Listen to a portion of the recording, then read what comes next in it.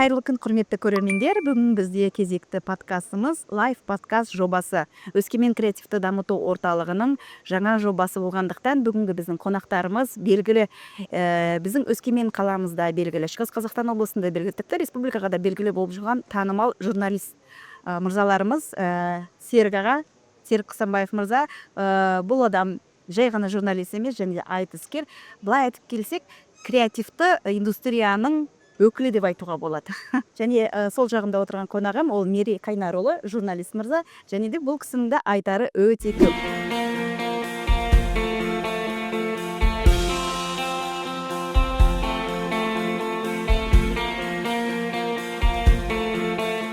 Әрине, лайв подкаст болғандықтан қысқа да нұсқа бізде сұрақ жауап болады. Оған қарамастан өздеріңіздің эмоцияларыңызды, көкейіңізде жүрген бір сұрақтарыңызды айта берулеріңізге болады. Ал енді Серік мырза, сізден бастайық. Серік аға, жалпы журналистика саласына қалай келдіңіз? Ол өзіңіздің таңдауыңыз болды ма, әлде біреу жетеледі ме осы салада таңдауға? Жалпы осы айтысқа келгеніме 35-36 жыл болды ғой. Мен сол кезден бастап осына баспасөзге қатты көңіл бөлдім.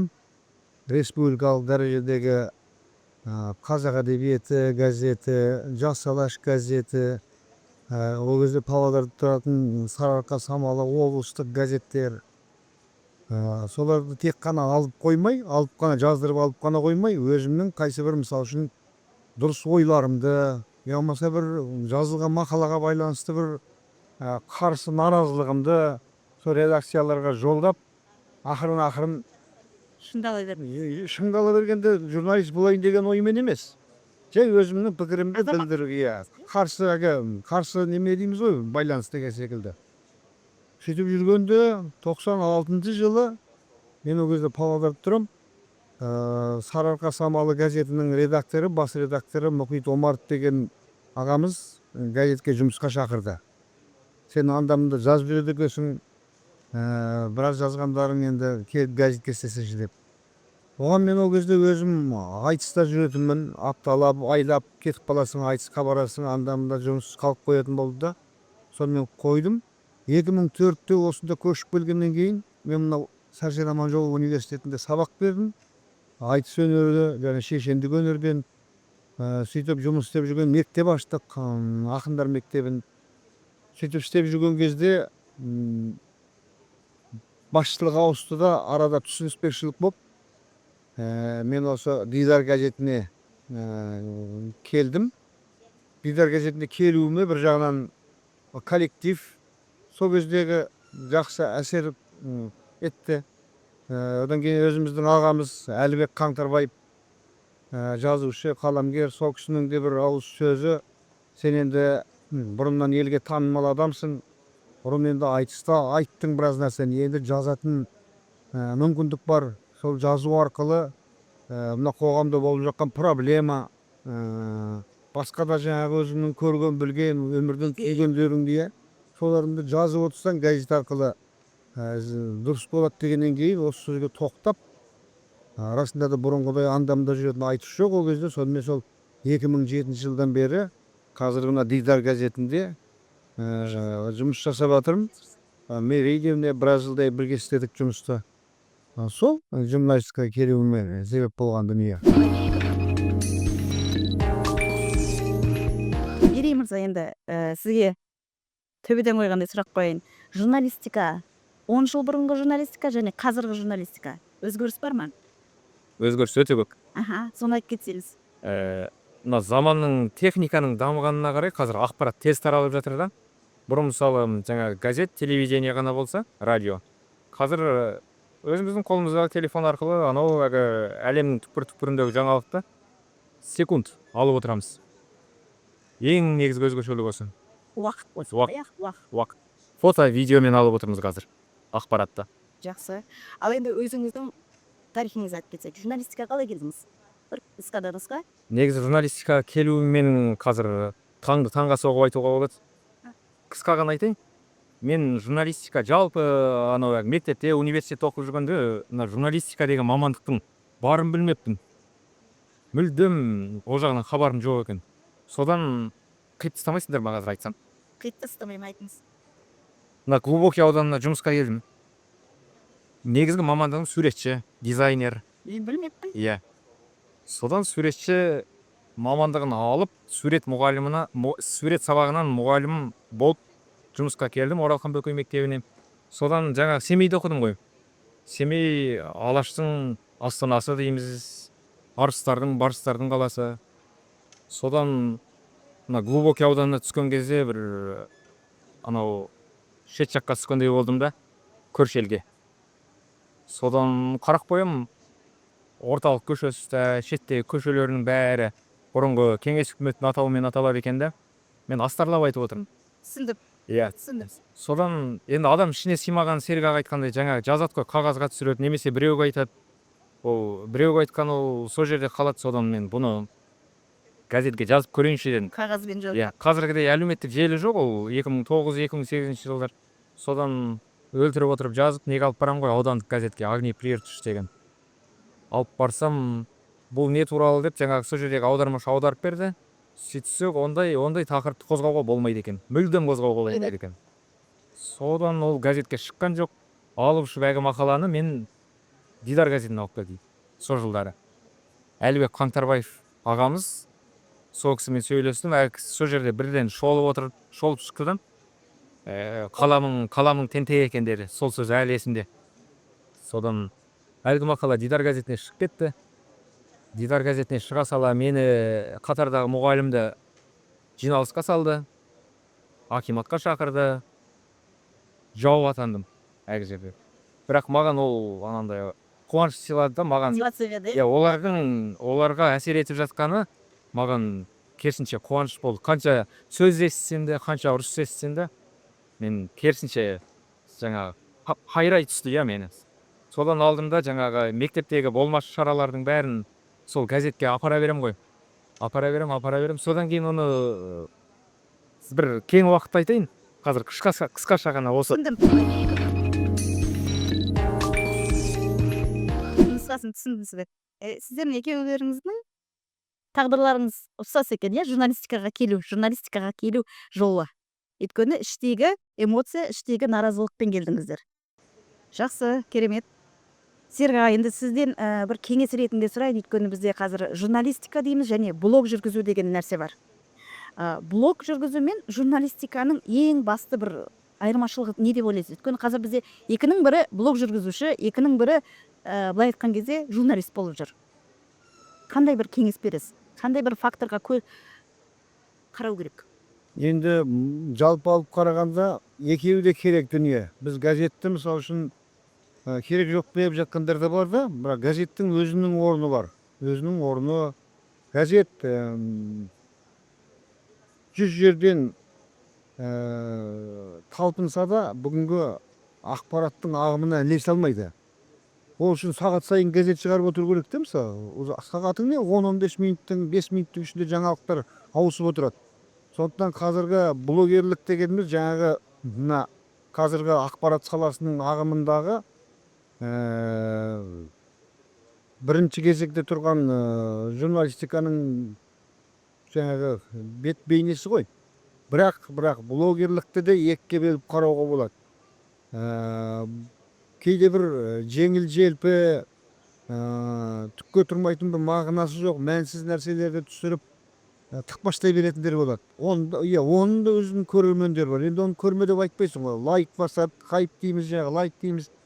Одан кейін ұлттық мәселелерге, жалпы халықаралық дәрежеде болып жатқан саяси қақтығыстарға, өнер, спорт мәселесінде орнымен жақсы хабар беріп, халықты құлақтандырып, елге танылып жатқан блогерлер де бар, мысал үшін.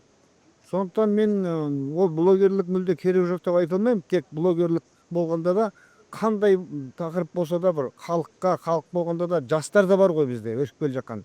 Сол жастарға бір үлгі өнеге беретіндей, бағдар беретіндей дұрыс. Сондай бір жол таңдалса, онда құба-құп. Ал енді бет албаты қайсы бір жаңағы бір кемшіліктерді көрсетіп, болмайтын жаңағы бір дерексіз, дәйексіз бірдемені бір тақырып қойып қояды. Ол тақырыбын алып сол тақырыпқа елітіп оққан адам жаңағы тақырыпты тақпай қалады. Жаңағы жазылған посттан. Сол секілді жаңағы әрекеттер бар, бірақ мен өзім ойлаймын, бұл қалай болғанда газет болса да, былай блогерлік болса да, ол халыққа бір кішкене болса да пайдасы тию керек қой деп ойлаймын. Рахмет, жауапкершілік қой, иә. Жауапкершілік болу керек міндетті түрде. Ол ертең ана кетіп қалған қате болсын, я болмаса дұрыс мәлімет болмаса да, сол үшін жауап беру керек. Баяғыда біздің мына газетте 18 жыл істеп жүрмін ғой мен. Сол газетте талай енді сотқа дейін барған мәселелер болған. Қате кетіп қалады, байқамай. Жаңағы Мерейдің айтып отырған секілді өткір мақалалардың соңынан шу көтеретіндер де болған. Оны білеміз, оның бәрін атап түстеп айтсақ қазір әңгіме көбейіп кетеді, иә. Сондықтан енді менің ойымша негізі болу керек қой. Бір негізге сүйеніп жазу керек адам. Жақсылықты жазса да, сын жазса да, сүйінші сұраса да халықтан. Неге бүгін бірдеме ойбай деп біреу спорттан біздің әріптесіміз осындай жерлесіміз алтын медаль алды деп бүгін хабарлап қойып, 15 минуттан кейін ол алған жоқ, басқа біреу болып кетсе, болмаса фамилиясын, аты жөнін қате жазып қоюы мүмкін. Асығыстық болғанда ол сондай болады кейде. Асығыстық сайтанның ісі деп жазады ғой біздің қазақ. Сондықтан жаңа фамилиясын да, жаңа барған күресінде, күреспе жаңа спорт түрі, я болмаса жаңағы жарыс өткен қала, мемлекетте, бұл жағының бәрін мұқият болу керек. Өйткені ол қаншама мың адам тыңдап отырады да, сол айтылған нәрсемен бәрі солай қабылдайды. А ол журналист, жаңа блогер өтірік айтып отырса, өтірік болмаған деп, әдейі айтайын деп айтпайтын шығар, мүмкін шалалықтан асығыстықпен әңгіме айтып қойса, менің ойымша ол дұрыс болмайды. Мерей мырза, енді және біліп жатырсыз, сіз өзіңіз суретші екенсіз, арғы жағынан дарындарыңыз көп екен, 8 қырлы бір сырлы мырза деп айтуға болады. Креативті адам қандай болу керек деп ойлайсыз сіз қазір? Журналист ретінде ғана емес, өзіңіз бір тұлға ретінде айтсаңыз, креативті адам.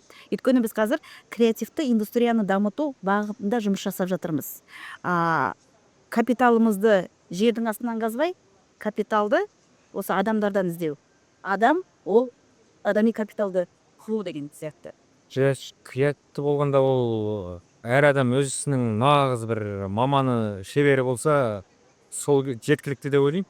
Мысалы, мен журналистпін ба, сол журналистиканың бір шыңына жетсем, соның іші толған креатив қой негізі. Ол журналистиканың мысалы әр түрлі қыры бар. Жаңалықты берудің сан түрлі жолы бар. Мысалы, суретші болса, жаңағы сурет өнерінің түрі көп қой. Мысалы, тіпті әлемде жоқ бір өнерді сол сурет арқылы алып шығуға болады. Соған қарағанда енді әркім өз дүниесімен, өзінің талантымен жұмыс жасау керек деген сияқты. Оны айтып жатқан себебім, енді біз қазір жастармен де көп кездесеміз ғой. Жастар мамандық таңдаған кезде білмей жатады, қателесіп жатады, шатасып жатады. Сондықтан ары қарай өмір кезеңі де басқа жолмен кетіп жатады. Сол туралы айтып жатырмын. Ал енді осындай сұрақ сіздерге, сізден қандай кеңес бересіздер? Журналистика мамандығын таңдаған кезде жастарымыз неге сүйену керек? Ең бірінші қандай? Нені тәрбиелеу керек өзінде? Нақтылық, содан кейін ақиқат, болған нәрсені бұрмаламай, нақты, ашшы болса да жеткізу керек. Бірақ өкінішке орай біздің қоғамда, біздің жүйеде ақиқат деген нәрсенің үні баяу шығады. Өйткені нақты болған нәрсені қанын сорғалатып тұрып жазсаң, баспай қояды, айтсаң, эфирден қиып тастайды. Дегенмен мамандық таңдап жүрген жастарға бәрін жаңағы бүкіл мамандық тастап журналистикаға келіңдер деп айта алмаймын. Бұл өзінің жүрегінің қалауы болу керек адамның. Мысалы үшін көк көйлек кием деген адамға сен қызыл көйлек ки деген болмайды ғой. Сол секілді адамның өзінің қалауы болу керек. Ал журналистикаға келген артықшылығын деп айтайын. Журналистикаға келген, журналист болған адам жан-жақты болады екен, мен ұққаным. Мысалы үшін бір дәрігерден барып сұхбат аласың, сол дәрігердің әр саласы жөнінде біраз мағлұматқа қанығасың. Жаңа Мерей айтып отырған суретшімен кеп сөйлесесің, сөзі қандай краска таңдау керек, суретті қандай жаңағы таңдау керек, салуда түрлері, оның бояуы. Мысалы спортсменден барып интервью аласың. Осы секілді журналист бұл журналисттик өмүрүндө чыгармачылык сапарында күнделік ким менен кездеспейди экен. Ол анадан bir биттей болсо да миинде калып коет. Биттей болсо, мисалы дарыгердин өзүнүн биз бәлен түрү бар. Хирург дейmiz, нейрохирург дейmiz, тис дарыгери, көз дарыгери, кулак дарыгери, тамак дарыгери толуп атыр. Сонун ар кайсысынан. Сондықтан журналист егер туракты істеп табандылыкпен жок дегенде bir 10-15 жыл істесе, ол әлгі өзінің жемісін ол бір күнде бермеуі мүмкін. Bir жерде болмаса bir жерде пайдаланат, bir жерде болмаса bir жерде өзінің жаңағы керегіне жаратат деген секілді. Сондықтан журналист бізге ана Дидар газетіне мына өзіміздің Сәрсен Аманжолов атындағы университеттің журналистика факультетінің студенттері практикаға келеді. Сол кезде мен көбінесе осылай айтам. Мысалы, өрт болды дейік бір жерде. Өрт сөндірушілер келеді, өртті сөндіреді, кетіп қалады. Журналист не істейді?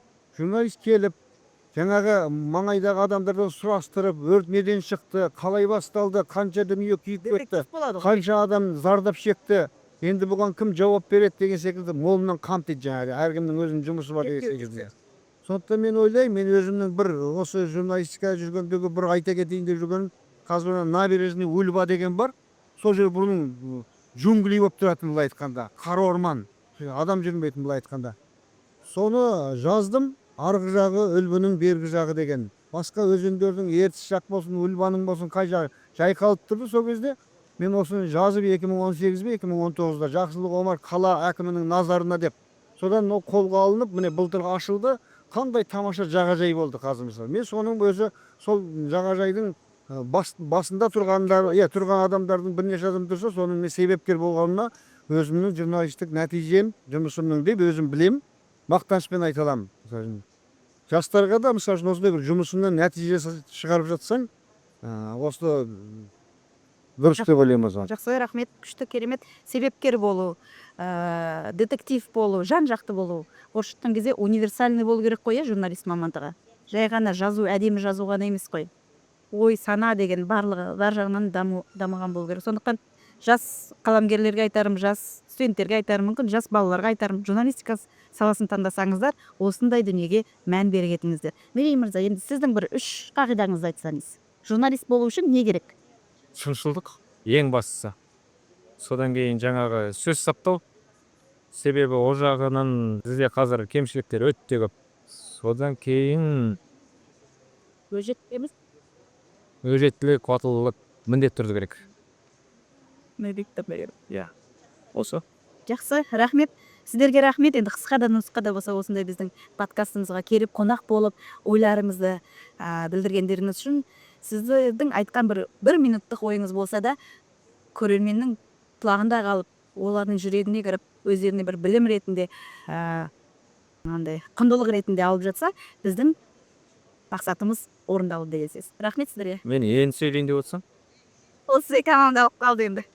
Ол үшін бізге үлкен подкаст жасау керек. Кәдімгідей тереңге қопарып отырып, айтып отырып. Рахмет. Рахмет сіздерге.